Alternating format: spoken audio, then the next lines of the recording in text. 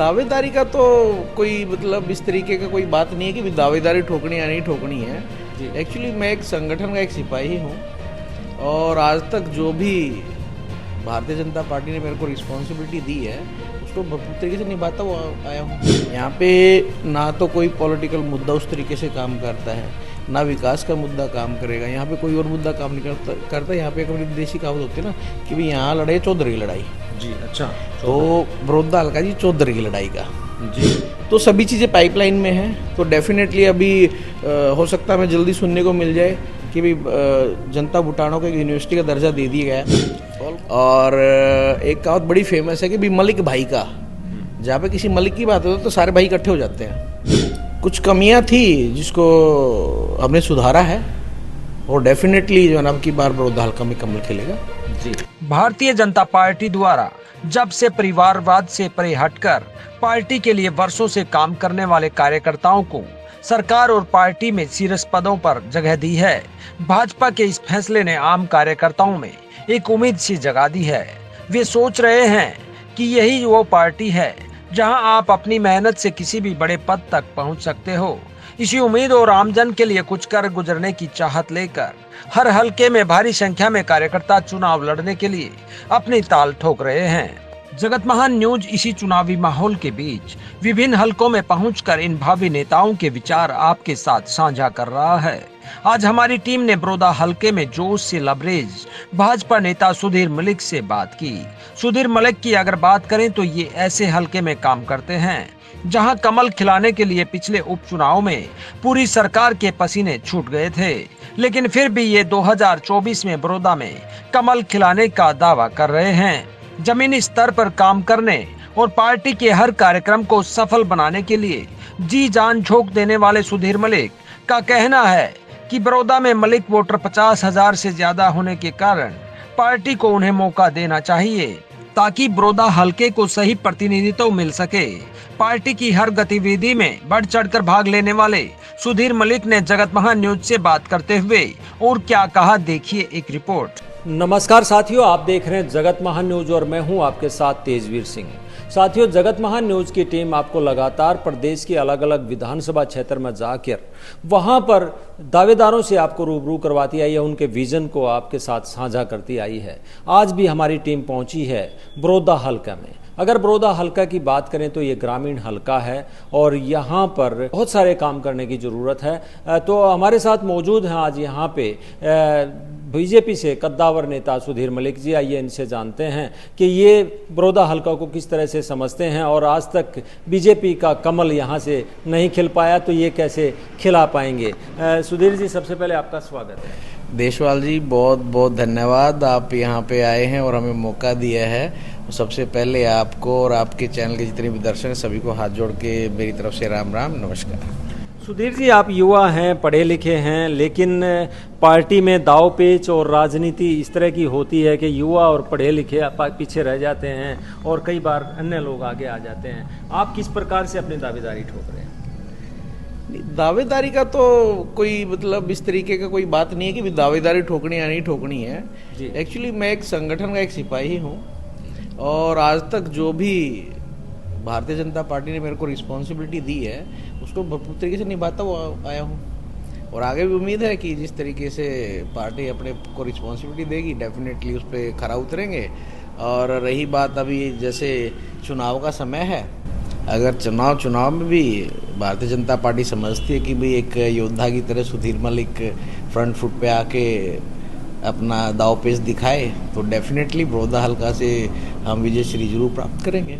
बड़ौदा जो है खेती किसानी का एरिया है और यहाँ से जितने भी एमएलए बने हैं उन पे यहाँ की जनता ने लगातार भरोसा किया है, चाहे इनेलो की बात हो चाहे कांग्रेस की बात हो, लेकिन बीजेपी पे अभी तक ये भरोसा कायम नहीं हो पाया है। क्या कारण? ऐसा नहीं है देशवाल साहब, क्या होता है ना, यहाँ जितना भी विधानसभा है ना, 90 विधानसभा हरियाणा में, तो हर विधानसभा का एक अलग कल्चर है जी।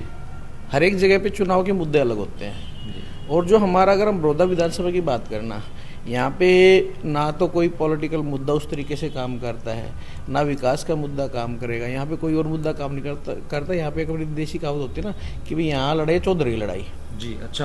तो बड़ौदा हल्का जी चौधरी की लड़ाई का।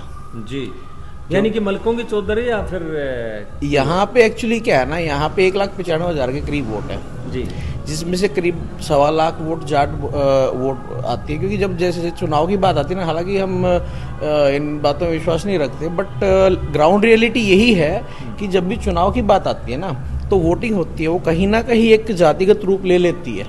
जी तो यहाँ पे ये एरिया पूरा जाट बहुल एरिया है, जी और जाट बहुल एरिया होने के नाते भी यहाँ पे जो मलिक एक कम्युनिटी है, मलिकों की जो वोट है ना वो 50,000 प्लस है, जो कि एक अहम रोल प्ले करती हैं।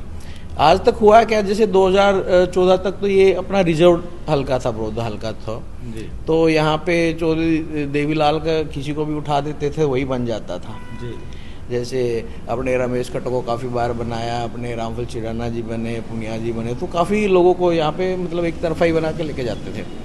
जब 2014 में अपना रिजर्वेशन टूटा, जी तब से लेके आज तक भाजपा मतलब ये लगा लो एक छोटे बच्चे से जब बच्चा पैदा होता है और पैदा होने के बाद धीरे धीरे बड़ा होता है, तो अब भारतीय जनता पार्टी यहाँ पे पूर्ण यंग एक उसके तरीके से हम काम करके चलेंगे कि हाँ एक पूरा एक जवान हो चुकी है।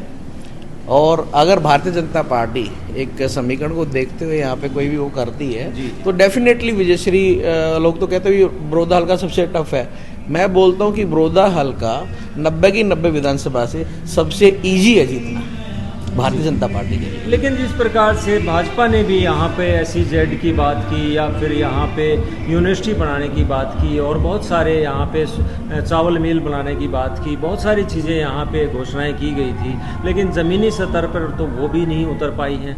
पिछले 10 साल से आप लोगों की सरकार थी। जरूर आपने एक अच्छा एक सवाल उठाया है। रही बात, देखो एक जनता बुटाना को यूनिवर्सिटी बनाने की बात थी, इसको ये पाइपलाइन में सारी की सारी चीज़ें पाइपलाइन में है, ऐसे नहीं कि कोई भी चीज़ रुकी है।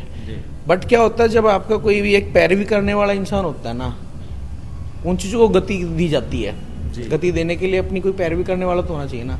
अभी यहाँ पे जो विधायक बने, लोगों ने कांग्रेस का एक विधायक बना के दे दिया हमें जी। अब वो क्या करते हैं, हालांकि जब स्टार्टिंग में जो बने थे मेरी मुलाकात हुई, मैंने उनको बोला भाई साहब आप जो है ना किसी पार्टी की तरफ ध्यान ना देते हो ना, एक विकास की तरफ ध्यान दो, अपने हल्के को जो है ना विकास की बहुत ज़्यादा आवश्यकता है। तो उम्मीद थी कि भाई वो जो है ना इन चीज़ों जो हमने बोला था कि भी यूनिवर्सिटी भी बनाएंगे, राइस मिल लगाएंगे, IMT को वो करेंगे, तो सभी चीज़ें पाइपलाइन में हैं। तो डेफिनेटली अभी हो सकता है हमें जल्दी सुनने को मिल जाए कि भाई जनता बुटाना को एक यूनिवर्सिटी का दर्जा दे दिया गया है। ऑलमोस्ट काम यहाँ पे कंप्लीटेड है और बहुत ही जल्दी यहाँ के बच्चों को जो स्टूडेंट्स हैं उनको बहुत ज़्यादा खुशखबरी सुनने को मिलेगी। कहीं ऐसा तो नहीं फिर से चुनाव के दौरान ये चीज़ें सामने आए और लोगों को प्रलोभन देकर फिर से वोट पाने का एक जुगत भिड़ाई जाए? नहीं, ऐसा नहीं है। हम एक्चुअली कभी भी ऐसा नहीं करते हैं कि भी अकेला वोट की राजनीति के लिए कोई अनाउंसमेंट करते हैं। अगर कुछ करना है ना तो करना ही है। अभी आप देखो जितने भी मुद्दे थे, भारतीय जनता पार्टी ने जो भी एक सत्ता में जब हम आए थे बोला था भी 370 को हटाएंगे, हमने 370 को हटाने का काम किया। हमने बोला था भी राम मंदिर बनाएंगे, राम मंदिर को बनाया। पहले सारे क्या होते थे, मुद्दे ही तो थे ना जी, राजनीतिक मुद्दा बनाया होता सभी पार्टीज ने, चाहे किसी भी पार्टी की बात करें, लेकिन हमने उनको धरातल पे आके और काम करने का काम किया है। और अगर हम बात करें यहाँ पे बड़ौदा हल्के की बात करें ना, बड़ौदा हल्का में विकास के इतने स्कोप हैं क्योंकि सारा का सारा पिंडू एरिया ये गांव। आपका क्या विजन है इसके लिए? मेरा ये विजन है कि जैसे अभी मैं बता ही रहा था कि गांव है, सारे के सारे गांव है ना, तो इसमें कोई कस्बा है बड़ौदा हल्के में, ना कोई शहर आता है जी।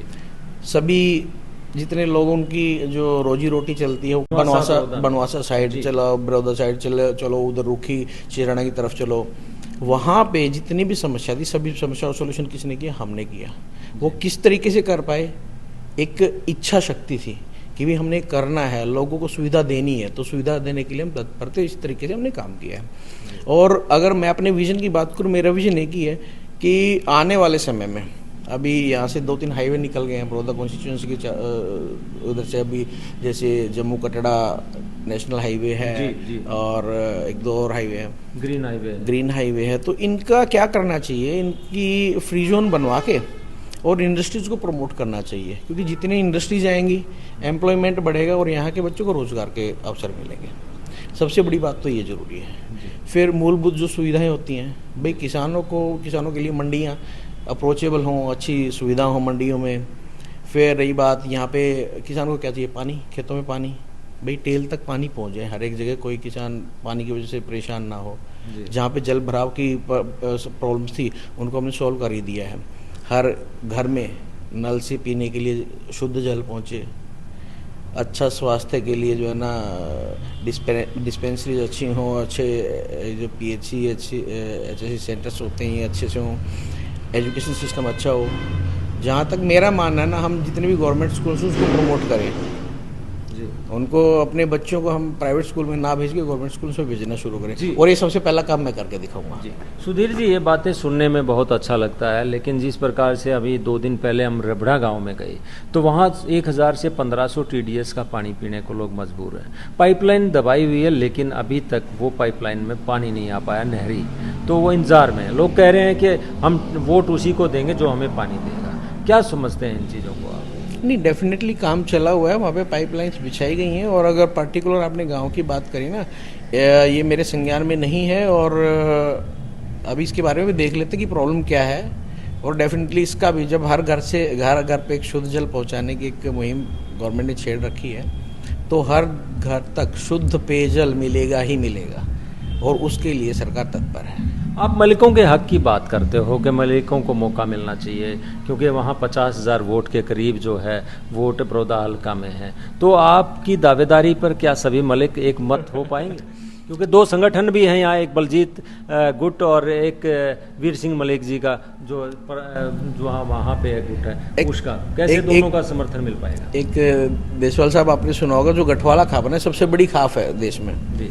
और एक कहावत बड़ी फेमस है कि भी मलिक भाई का, जहाँ पे किसी मलिक की बात हो तो सारे भाई इकट्ठे हो जाते हैं। तो कोई और भी आ गया तो फिर क्या करोगे? एक सुधीर मलिक एक ऐसा बंदा है जिसको सभी वो कहे एक का बात कर भी लाड करे, सब सारे मलिक लाड करे सुधीर मलिक ने, तो सबसे प्लस पॉइंट ये है। और इनको संगठित करने के लिए ना क्या होता है, अपना अपना तरीका होता है सबको संगठित करने के लिए। मेरी सबसे अच्छी बॉन्डिंग है और सभी चाहते हैं कि भी सुधीर को अगर मौका मिले तो डेफिनेटली हम आगे जाएं, अपनी कम्युनिटी को भी वहाँ पे परचम लहराएं, झंडा लहराएं।